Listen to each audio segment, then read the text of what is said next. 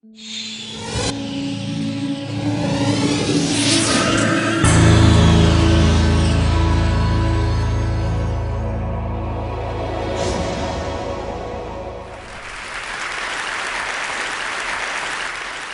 imagine a big explosion as you climb through 3,000 feet.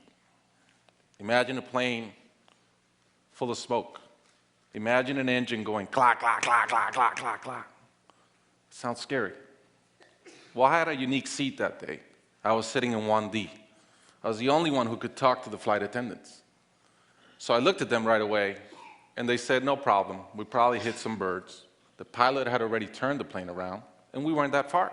You could see Manhattan. 2 minutes later, 3 things happened at the same time. The pilot lines up the plane with the Hudson River. It's usually not the route. He turns off the engines. Now imagine being on a plane with no sound. And then he says 3 words, as unemotional 3 words as I've ever heard. He says, brace for impact. I didn't have to talk to the flight attendant anymore. I could see in her eyes, it was terror. Life was over. And I want to share with you 3 things I learned about myself that day. I learned that it all changes in an instant. We have this bucket list, we have these things we want to do in life, and I thought about all the people I wanted to reach out that I didn't, all the fences I wanted to mend, all the experiences I wanted to have and I never did. As I thought about that, later on I came up with a saying, which is, I collect bad wines. Because if the wine is ready and the person is there, I'm opening it. I no longer want to postpone anything in life. And that urgency, that purpose has really changed my life.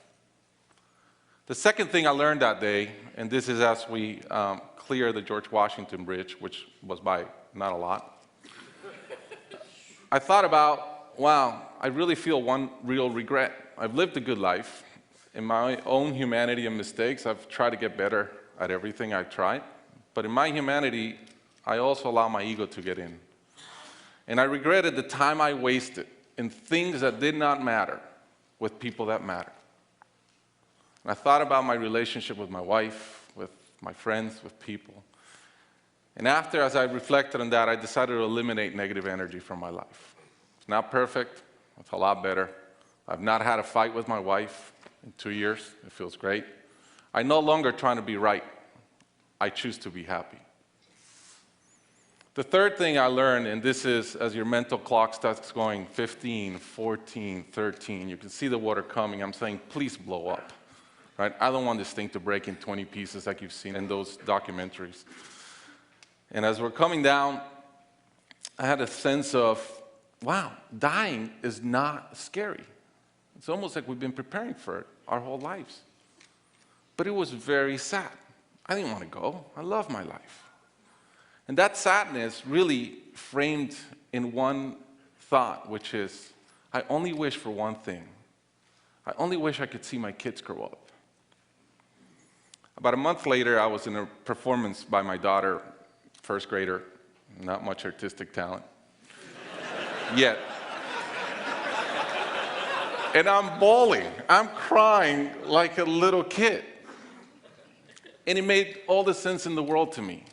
I realized at that point, by connecting those 2 dots, that the only thing that matters in my life is being a great dad. Above all, the only goal I have in life is to be a good dad. I was given the gift of a miracle of not dying that day. I was given another gift, which was to be able to see into the future and come back and live differently. I challenge you guys that are flying today. Imagine the same thing happens on your plane, and please don't. But imagine, and how would you change? What would you get done that you're waiting to get done because you think you'll be here forever? How would you change your relationships and the negative energy in them? And more than anything, are you being the best parent you can? Thank you.